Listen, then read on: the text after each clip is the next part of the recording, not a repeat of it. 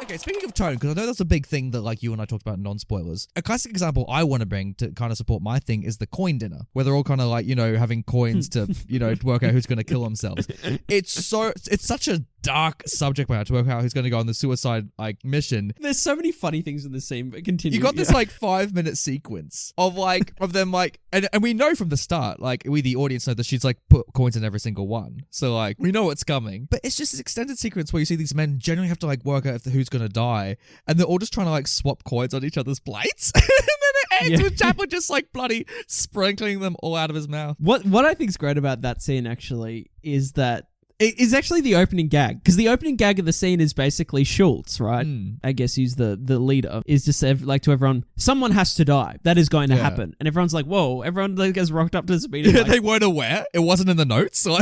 We didn't sign up to this, that single person was going to die. And he's like, and now is the meeting that we will decide that. And again, everyone kind of reacts like, oh, okay. But they're all kind of be like, oh, yes, we're very, I love that he suggests this, but he's like, but anyway, well, you decide who dies. I'm going to go. Yeah.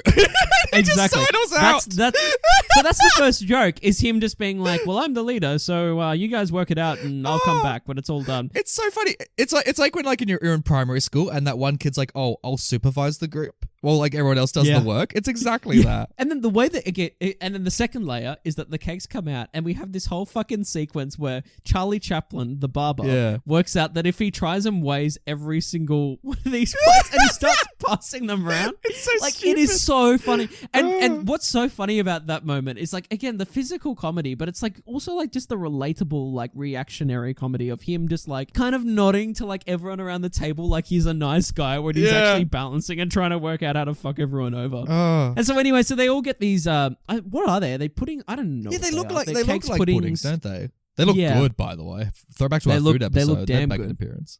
They more than likely they would. I'm not sure if they'd top the cheese. I don't have to be the sacrifice, but it's you know what? That's what they should have done in El Dorado. Just give them a bunch of cakes and just all of the citizens just spit out coins. Oh man, but also one of my favorite gags is it did. The point was that was dragging on of eating all the coins, and then all the other guys looking at him thinking they've given him the only coin, and then him not saying anything, and the way they react to that shit, he's not saying anything, this is he's obviously not found it, and everyone's looking on edge. And then when the